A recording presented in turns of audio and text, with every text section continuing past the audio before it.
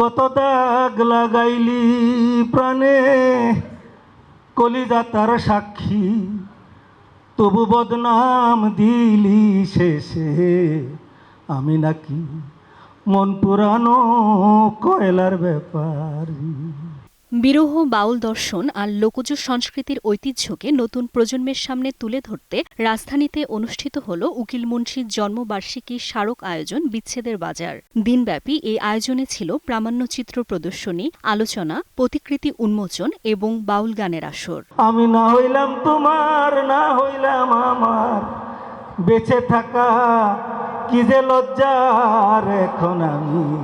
রাজধানীর হাজারীবাগে কুন ক্রিয়েটিভ স্টুডিওর আয়োজনে অনুষ্ঠিত হয় বিরহের বাজার শীর্ষক অনুষ্ঠান।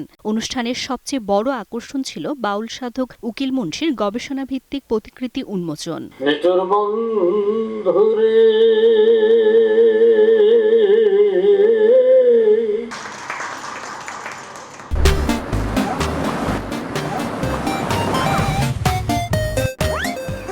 অনুষ্ঠানের শুরুতেই প্রদর্শন করা হয় প্রামাণ্যচিত্র একতারার ইমাম।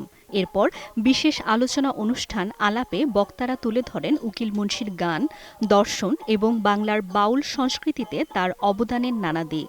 উকিল মুন্সির পরিচয়কে বুঝতে গেলে আমাদেরকে যেতে হবে এই দেশের 200 বছর আগের যে সাংস্কৃতিক ঐতিহ্যের যে ধারা, সেই ধারা পরম্পরায় তাকে দেখতে হবে। না হলে তাকে আসলে প্রকৃত অর্থে মূল্যায়ন করা যাবে না। তিনি মুসলিম কি হিন্দু, তিনি মাওলানা কি সাধারণ মানুষ, তিনি সাধক কি কৃষক, সেগুলো কিন্তু বিবেচ্য নয়। আমাদের সামনে মূল বিবেচ্য হলো তার সৃষ্টিশীল যে অবদান সেটা। আমার বিশ্বাস উকিল মুন্সির বিরহ দর্শন কেবল আধ্যাত্মিক অভিজ্ঞতা নয়, এটি আধুনিক বিশ্বের বিচ্ছিন্নতা তত্ত্বের এক লুকজ, মরমী এবং গভীর অস্তিত্ববাদী রূপ।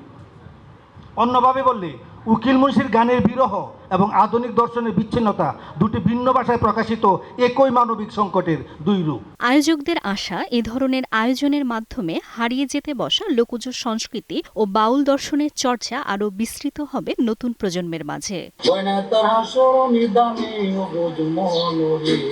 ফাতেমাতুজ জোহরা, সময় সংবাদ, ঢাকা।